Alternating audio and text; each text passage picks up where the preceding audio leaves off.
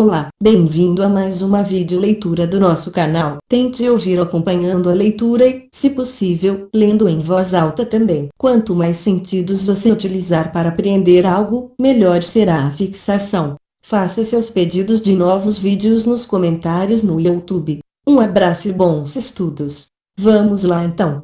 Pegue seu café, tenha foco, força e fé. Circular BC número 3461, de 24 de julho de 2009. Consolida as regras sobre os procedimentos a serem adotados na prevenção e combate às atividades relacionadas com os crimes previstos na Lei nº 9.613, de 3 de março de 1998.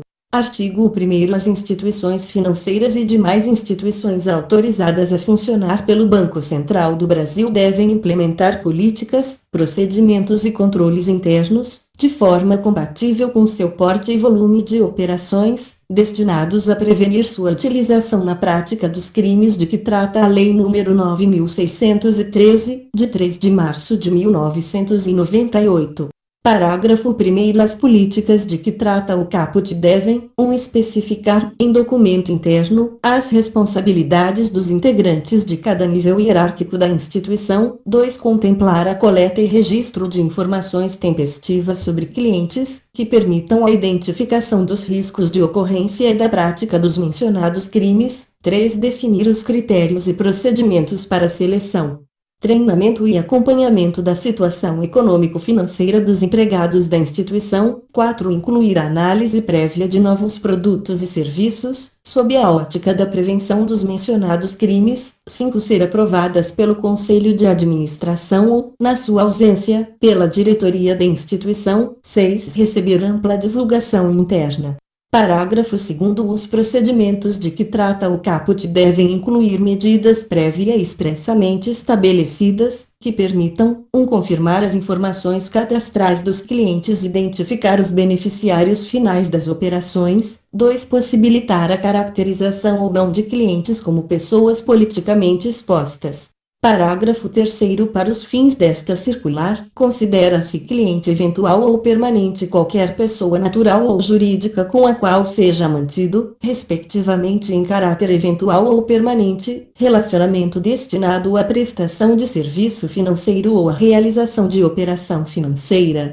Parágrafo 4º. Os procedimentos de que trata o caput devem ser reforçados para início de relacionamento com instituições financeiras, representantes ou correspondentes localizados no exterior, especialmente em países, territórios e dependências que não adotam procedimentos de registro e controle similares aos definidos nesta circular. 2. Clientes cujo contato seja efetuado por meio eletrônico, mediante correspondentes no país ou por outros meios indiretos. Parágrafo 5º. As políticas e procedimentos internos de controle de que trata o caput devem ser implementados também pelas dependências e subsidiárias situadas no exterior das instituições financeiras e demais instituições autorizadas a funcionar pelo Banco Central do Brasil. Parágrafo 6º. O diretor responsável pela implementação e cumprimento das medidas estabelecidas nesta circular, nos termos do artigo 18, deve informar por escrito ao Banco Central do Brasil sobre a existência de legislação ou regulamentação que impeça ou limite a aplicação do disposto no parágrafo 5º às suas dependências e subsidiárias situadas no exterior. Manutenção de informações cadastrais atualizadas. Artigo 2º. As instituições mencionadas no artigo 1º devem coletar e manter atualizadas as informações cadastrais de seus clientes permanentes, incluindo, no mínimo, 1. Qualificação do cliente, a. Pessoas naturais, nome completo, filiação, nacionalidade, data e local do nascimento, documento de identificação, tipo, número, data de emissão e órgão expedidor, e número de inscrição no Cadastro de Pessoas Físicas, CPF, e B. Pessoas Jurídicas, firma ou denominação social, atividade principal, forma e data de constituição, informações referidas na linha que qualifiquem e autorizem os administradores, mandatários ou prepostos, número de inscrição no Cadastro Nacional da Pessoa Jurídica, CNPJ, e dados dos atos constitutivos devidamente registrados na forma da lei. 2. Endereços residencial e comercial completos. 3. Número do telefone código de descagem direta à distância, DDD. 4. Valores de renda mensal e patrimônio, no caso de pessoas naturais, e de faturamento médio mensal referente aos 12 meses anteriores, no caso de pessoas jurídicas, e 5. Declaração firmada sobre os propósitos e a natureza da relação de negócio com a instituição. Parágrafo 1º. As informações relativas a cliente pessoa natural devem abranger as pessoas naturais autorizadas a representá-la. Parágrafo 2º. As informações cadastrais relativas a cliente pessoa jurídica devem abranger as pessoas naturais autorizadas a representá-la, bem como a cadeia de participação societária, até alcançar a pessoa natural caracterizada como beneficiário final.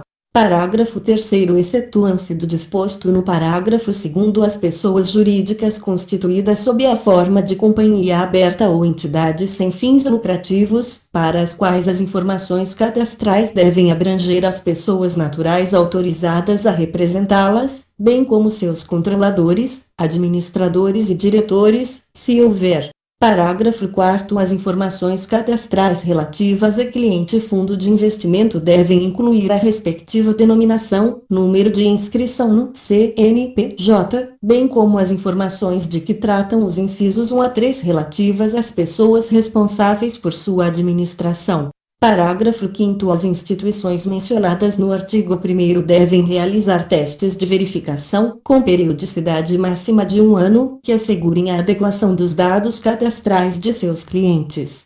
Artigo 3º. As instituições mencionadas no artigo 1º devem obter as seguintes informações cadastrais de seus clientes eventuais, do proprietário e do destinatário dos recursos envolvidos na operação ou serviço financeiro: 1. Quando pessoa natural, o nome completo e o número de inscrição no cadastro de pessoas físicas, CPF, e 2. Quando pessoa jurídica, a razão social e número de inscrição no CNPJ. Parágrafo único.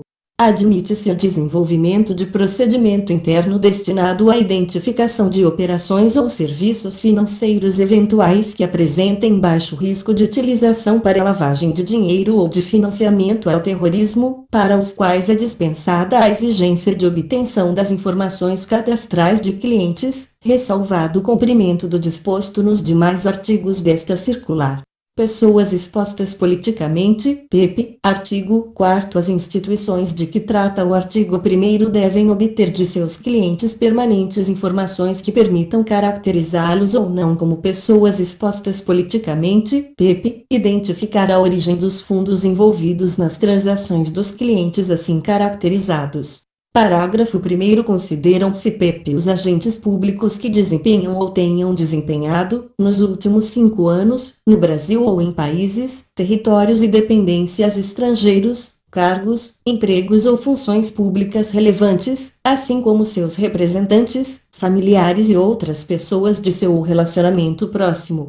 Parágrafo 2º. No caso de clientes brasileiros, devem ser abrangidos: 1. Os detentores de mandatos eletivos dos poderes executivo e legislativo da União; 2. Os ocupantes de cargo, no poder executivo da União, a. de ministro de Estado ou equiparado, b. de natureza especial ou equivalente, c. de presidente, vice-presidente e diretor, ou equivalentes, de autarquias, fundações públicas, empresas públicas ou sociedades de economia mista, d. do grupo direção e assessoramento superiores, das, nível 6, ou equivalentes, 3. Os membros do Conselho Nacional de Justiça, do Supremo Tribunal Federal, dos Tribunais Superiores, dos Tribunais Regionais Federais, do Trabalho Eleitorais, do Conselho Superior da Justiça do Trabalho e do Conselho da Justiça Federal. 4. Os membros do Conselho Nacional do Ministério Público, o Procurador-Geral da República, o Vice-Procurador-Geral da República, o Procurador-Geral do Trabalho, o Procurador-Geral da Justiça Militar,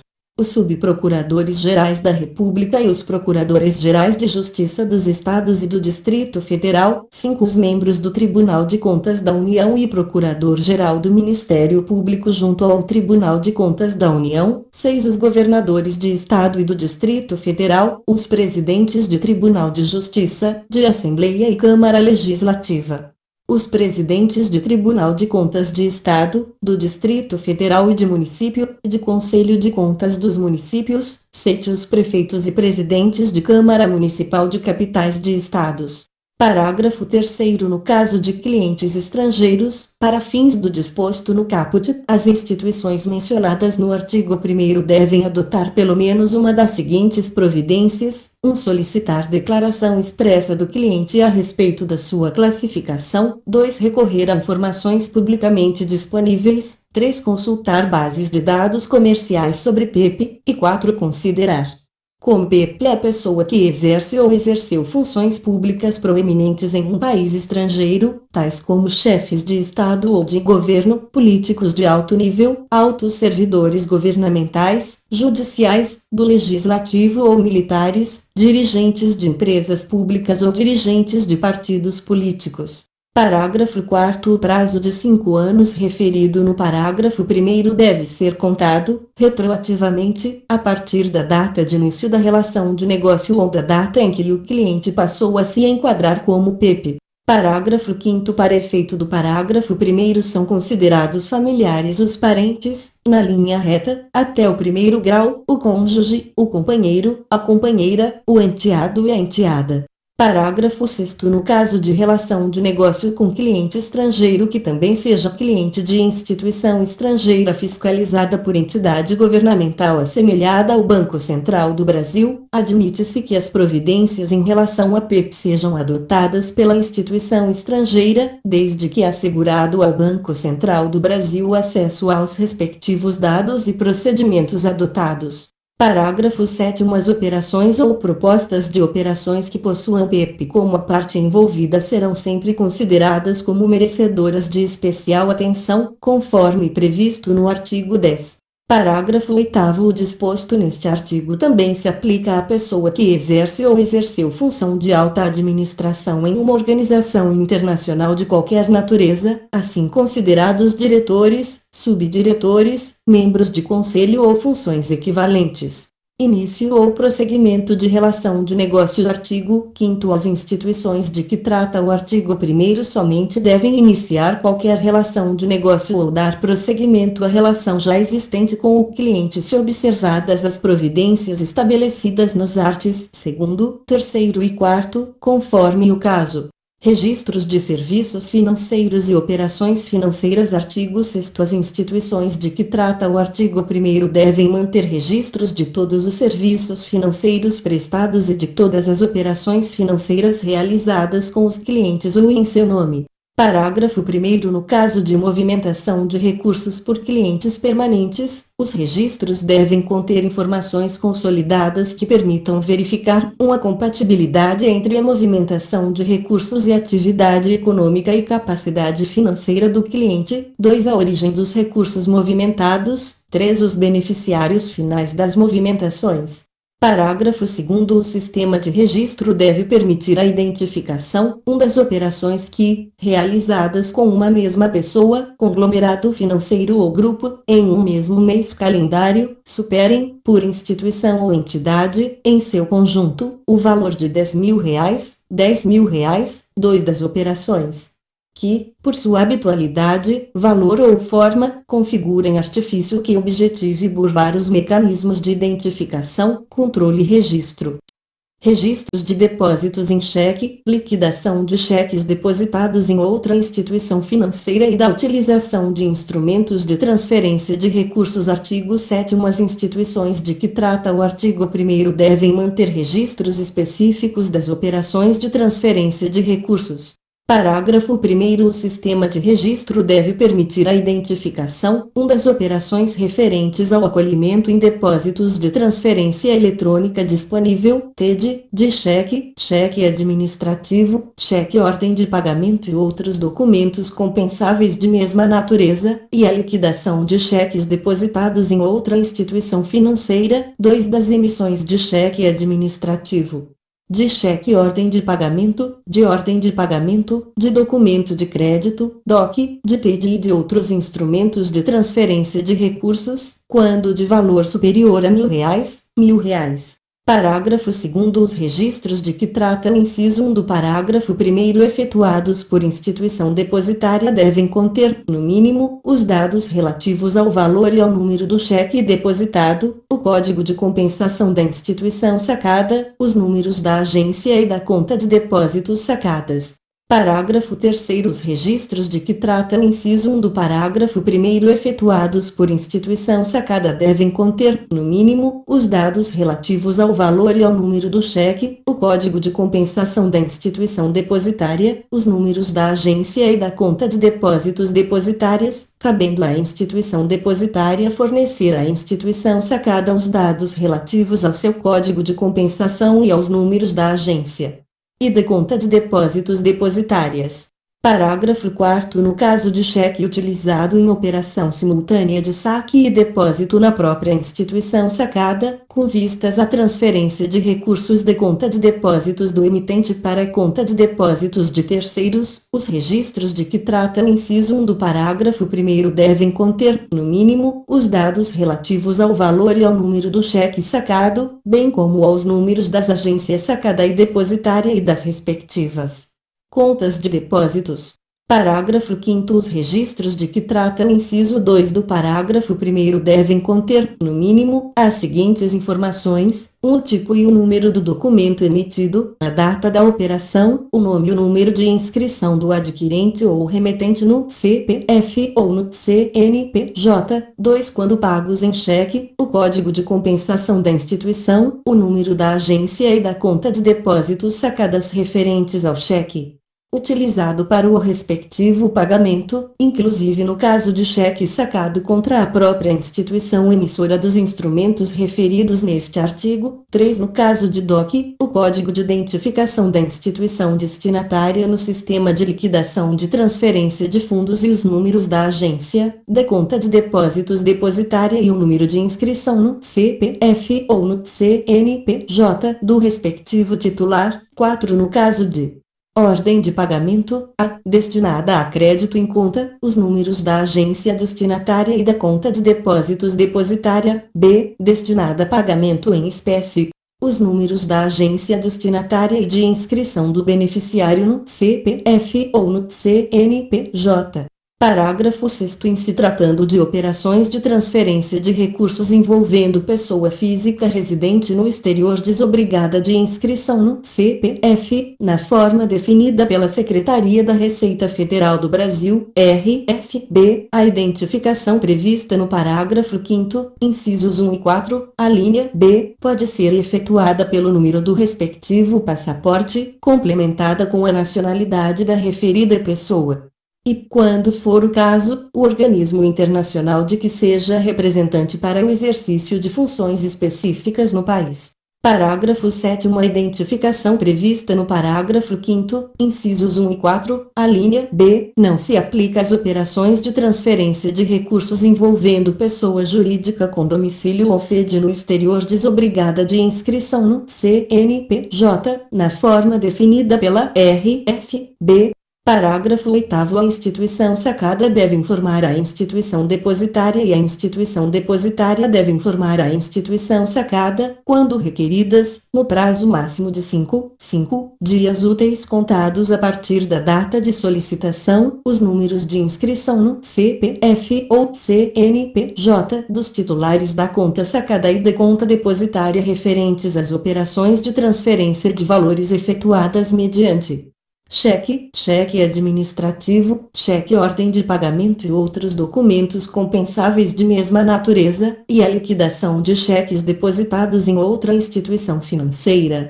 Registros de cartões pré-pagos. Artigo 8º. As instituições de que trata o artigo 1º devem manter registros específicos da emissão ou recarga de valores em um ou mais cartões pré-pagos.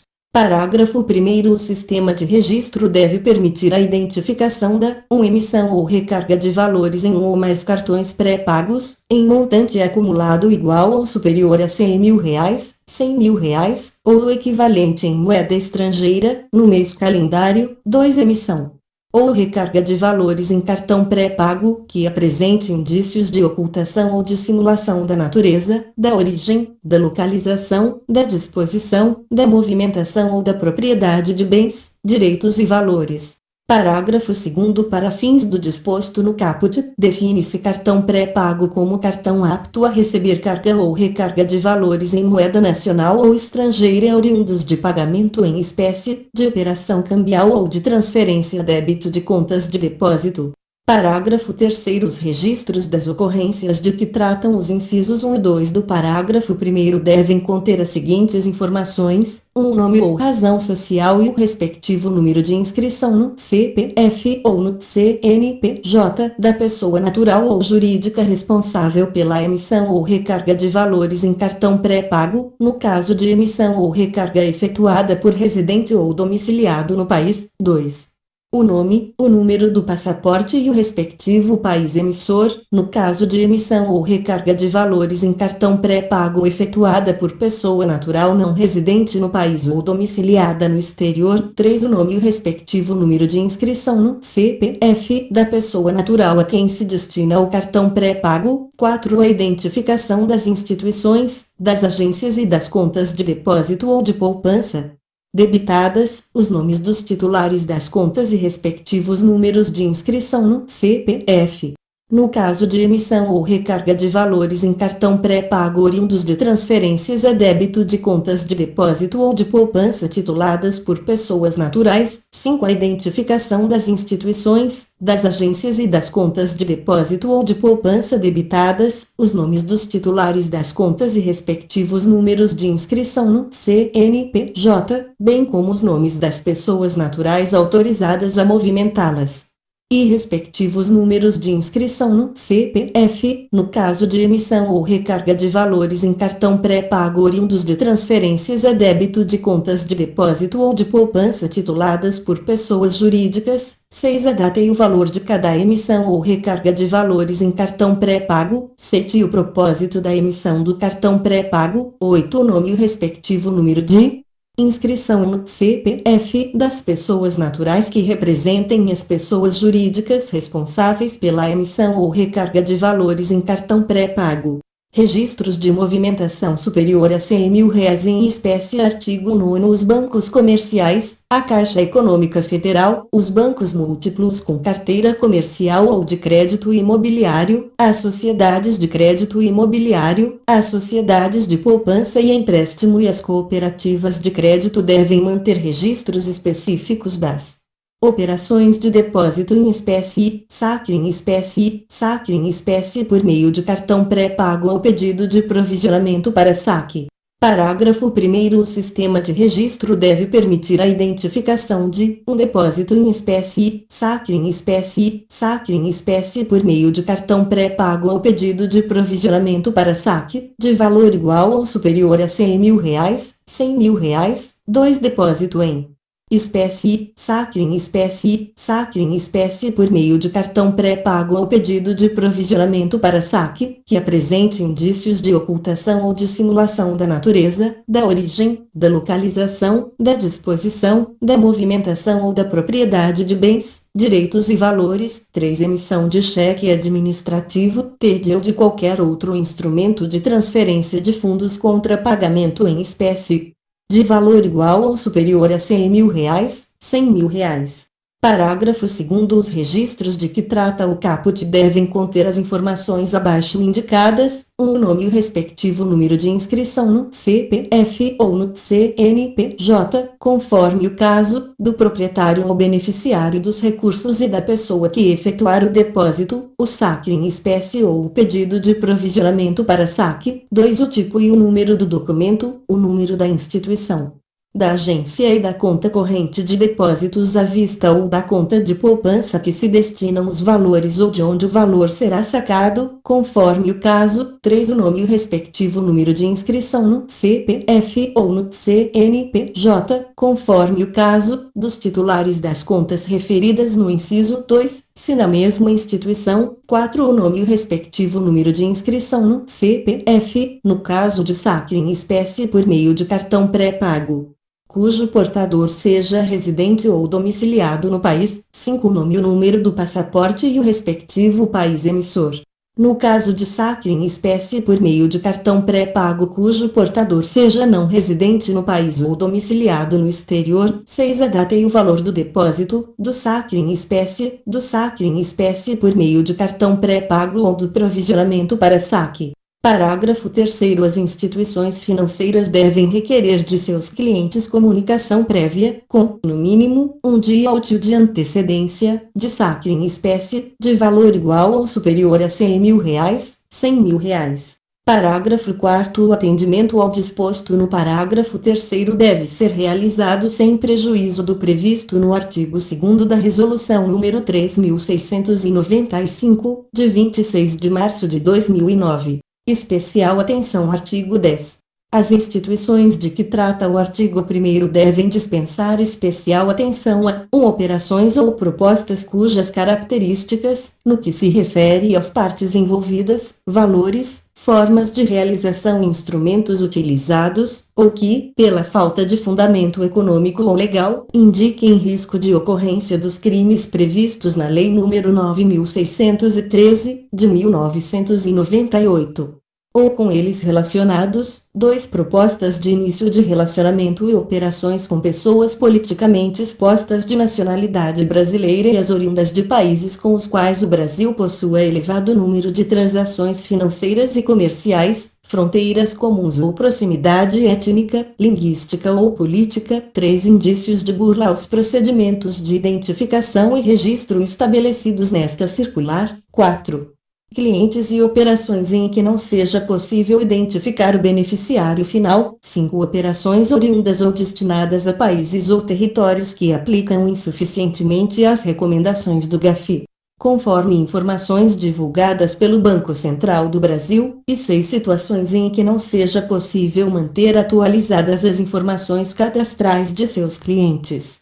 Parágrafo 1º. A expressão especial atenção inclui os seguintes procedimentos: 1. Monitoramento contínuo reforçado, mediante a adoção de procedimentos mais rigorosos para a apuração de situações suspeitas. 2. Análise com vistas à verificação da necessidade das comunicações de que tratam os artes. 12 e 13. 3. Avaliação da alta gerência quanto ao interesse no início ou manutenção do relacionamento com o cliente. Parágrafo 2º. Considera-se alta gerência qualquer detentor de cargo ou função de nível hierárquico superior ao daquele ordinariamente responsável pela autorização do relacionamento com o cliente. Manutenção de informações e registros. Artigo 11. As informações e registros de que trata esta circular devem ser mantidos e conservados durante os seguintes períodos mínimos, contados a partir do primeiro dia do ano seguinte ao do término do relacionamento com o cliente permanente ou da conclusão das operações. 10 anos, para as informações e registros de que trata o artigo 7º. 5 anos, para as informações e registros de que tratam os artes 6º, 8º e 9º. 5 anos, para as informações cadastrais definidas nos artes 2º e 3º. Parágrafo único. As informações de que trata o artigo 2º devem ser mantidas e conservadas juntamente com o nome da pessoa incumbida da atualização cadastral, o nome do gerente responsável pela conferência e confirmação das informações prestadas e a data de início do relacionamento com o cliente permanente.